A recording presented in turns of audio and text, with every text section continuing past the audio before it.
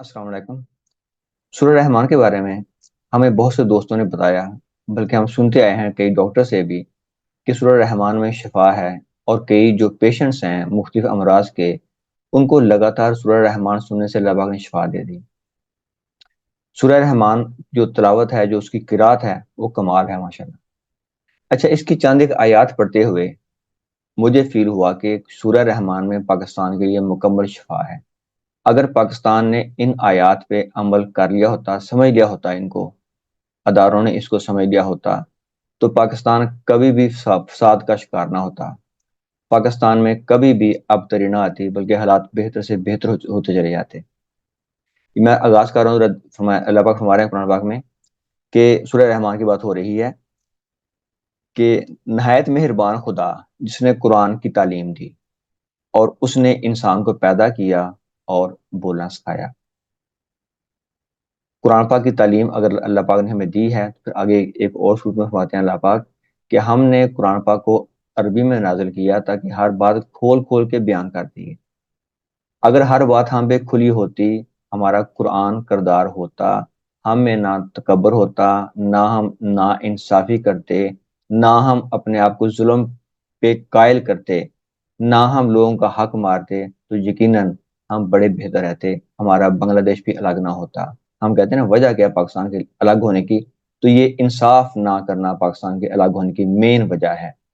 आगे फरमाते हैं अल्लाह पाक, सूरज और चांद एक हिसाब की पाबंद हैं कि वो भी कानून को ओबे कर रहे हैं, उसके मुताबिक चल रहे हैं। हमारे यहाँ सियासी जमातें, मुख्तलिफ अदारे कानून के मुताबिक नहीं चलते। हर एक का अपना कानून है और कुछ लोगों पे कानून लागू होता ही नहीं है।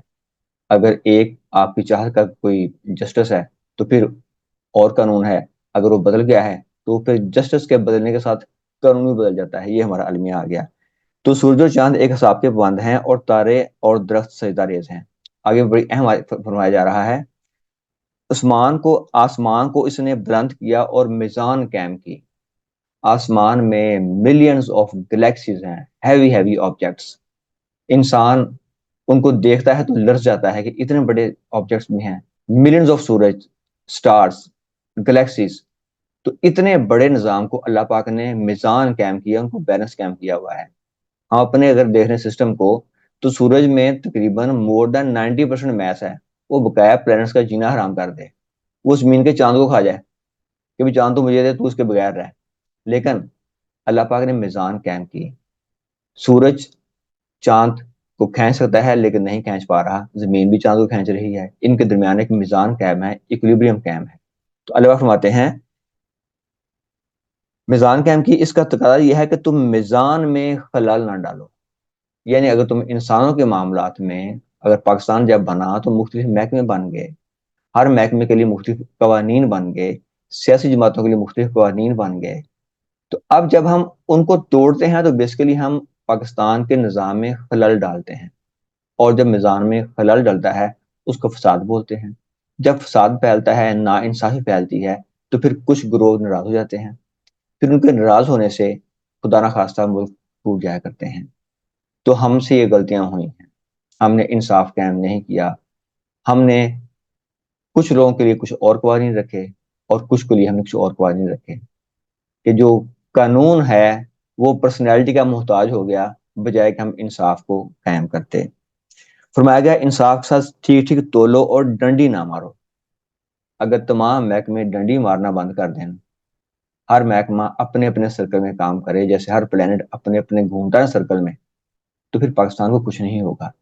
सूरह अल इनाम में फरमाया गया एक और जगह पे, और जब बात कहो तो इंसाफ की बात कहो, ख्वाह मामला तुम्हारे अपने ही रिश्तेदार का क्यों ना हो।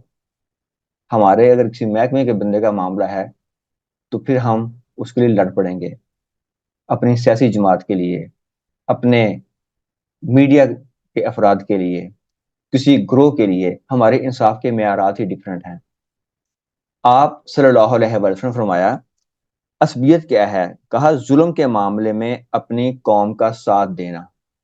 तो क्या ये बातें पाकिस्तान में आम नहीं है? हर बंदे को अपनी पार्टी अजीज है, दूसरी पार्टी के बारे में वो नेगेटिव है। जो ऐसे जो मुख्तलिफ अदारे हैं, हर अदारा अपनी जंग लड़ रहा है, कानून के तहत कोई नहीं आ रहा। अगर हर एक कोई कानून के तहत आ जाए तो फिर फसाद बर्पा ना हो। پھر اور ایک اور جگہ فرمایا کہ مومن کے ناحق قتل کے مقابلہ میں پوری دنیا کا فنا ہو جانا حقیر ہے، اور ہم اس دنیا کو اکٹھا کرنے کے چکر میں انسانوں کو مارتے بھی ہیں، ان کو مارنے کی پلاننگ بھی کرتے ہیں اور بربادی پھیلا رہے ہیں۔ اللہ تعالیٰ ہمیں قرآن کو سمجھنے کی، اس پہ عمل کرنے کی توفیق عطا فرمائے۔ ہمیں پاکستان کا جو ٹکڑا دیا گیا ہے، ہم نے اس میں میزان قائم کرنی ہے، سورہ رحمان میں اللہ تعالیٰ کے حکم کے مطابق قرآن پاک کو ہم جانیں۔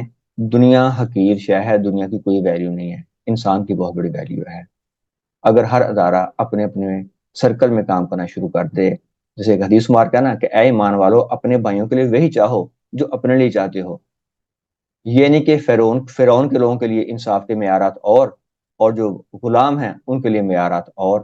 اگر کام یہ ہوگا پھر فساد پھیلے گا، پھر فساد رکے گا نہیں۔ ہمیں بقایا پاکستان کے لیے ایفرٹ کرنی چاہیے۔ اللہ کرے ہمارا بقایا پاکستان خوشحال، منظم اور مکمل میزان میں آ جائے۔ اللہ حافظ۔